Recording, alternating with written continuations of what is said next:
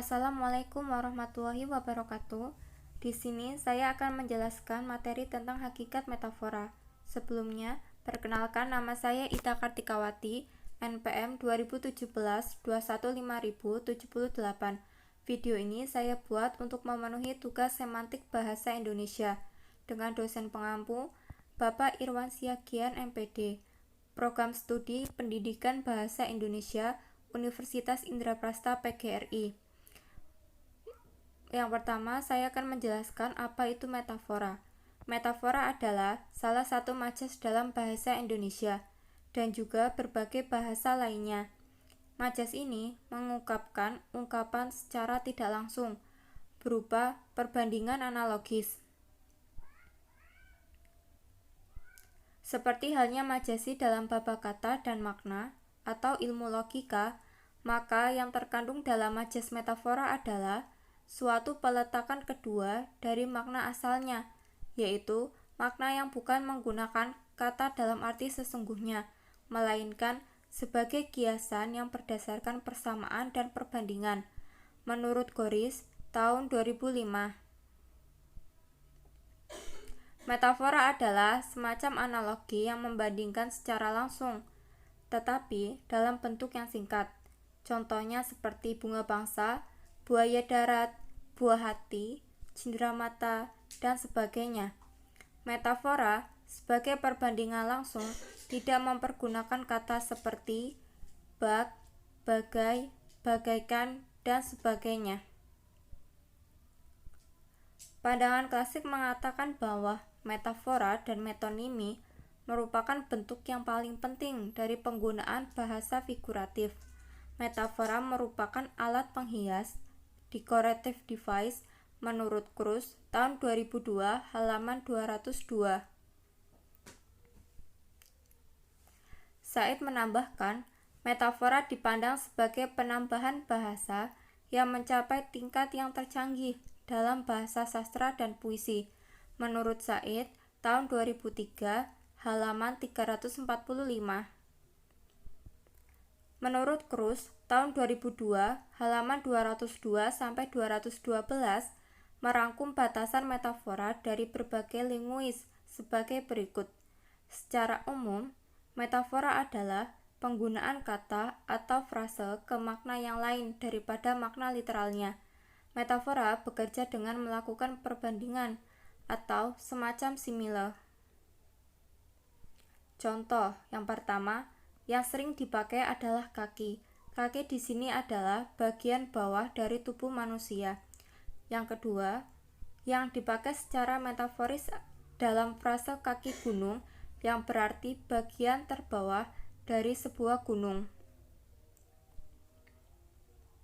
Makna kedua itu seperti halnya makna harfiah kaki atau elemen makna umum yang memberi lisensi makna metaforik adalah makna dari kata pendukung badan. Dasar pemilihan kata itu adalah adanya kemiripan fungsi dan letak kaki, yaitu sebagai penyangga badan manusia yang dalam kaki gunung disamakan dengan bagian dasar gunung yang juga dianggap sebagai penyangga badan gunung karena mempunyai fungsi maupun letaknya yang sama.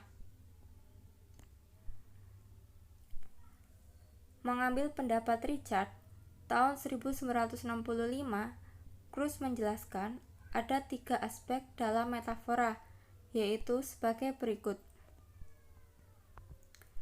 Yang pertama, kendaraan atau vehicle, yaitu kata yang dipakai sebagai metafora.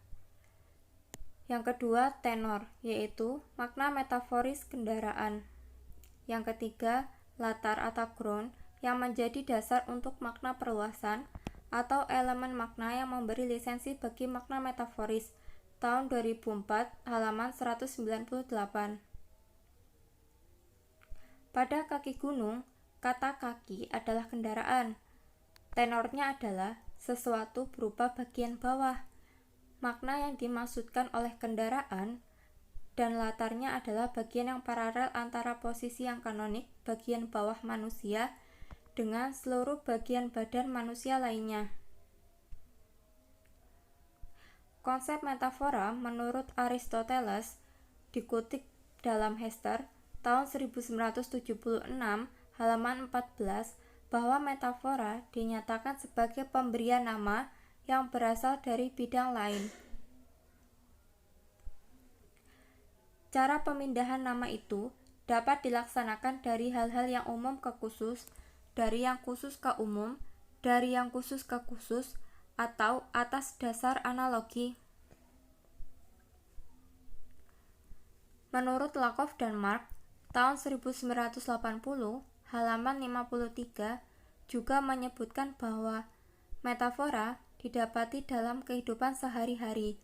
Ditambahkan bahwa berdasarkan pengalaman, konsep metafora meliputi 3 hal, yaitu sebagai berikut.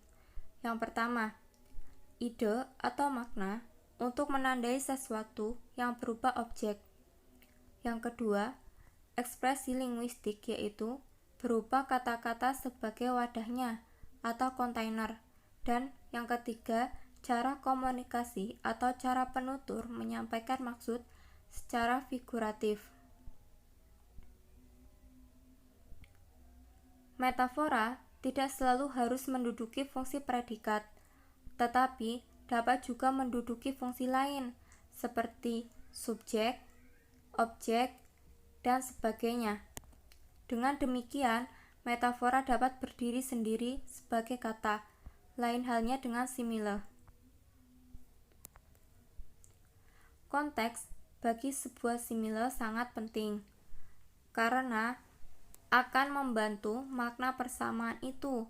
Namun sebaliknya, makna metafora justru dibatasi oleh sebuah konteks. Bila dalam sebuah metafora kita masih dapat menentukan makna dasar dari konotasinya sekarang, maka metafora itu masih hidup.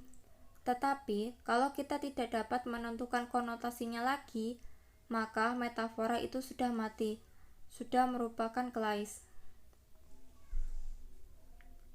Contoh yang pertama, perahu itu menggergaji ombak. B. Mobilnya batuk-batuk sejak pagi tadi. C.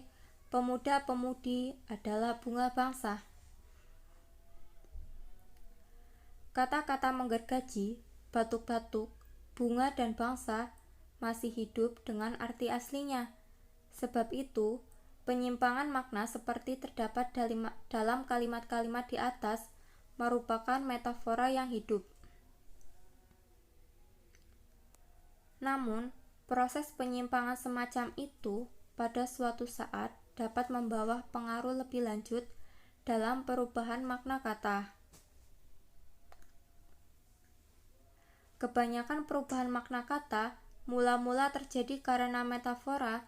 Lama-kelamaan, orang tidak memikirkan tentang metafora itu, sehingga arti baru itu dianggap sebagai arti kedua atau ketiga kata tersebut, seperti berlayar, berkembang, jembatan, dan sebagainya. Metafora ini adalah metafora mati.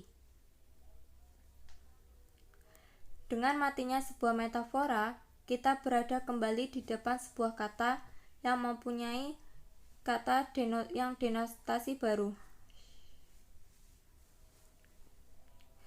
Metafora semacam ini membentuk sebuah kata kerja, kata sifat, kata benda, frasa, dan klausa, seperti menarik hati, memegang, jabatan, mengembangkan, menduga, dan sebagainya. Sekarang, tidak ada orang yang berpikir bahwa bentuk-bentuk itu tadinya adalah metafora. Bila sebuah metafora mengalami perluasan, maka ia dapat berwujud alegori, parabel, atau fabel. Ketika bentuk perluasan ini biasanya mengandung ajaran-ajaran moral yang sering sukar dibedakan satu dari yang lain. Sekian video dari saya. Terima kasih.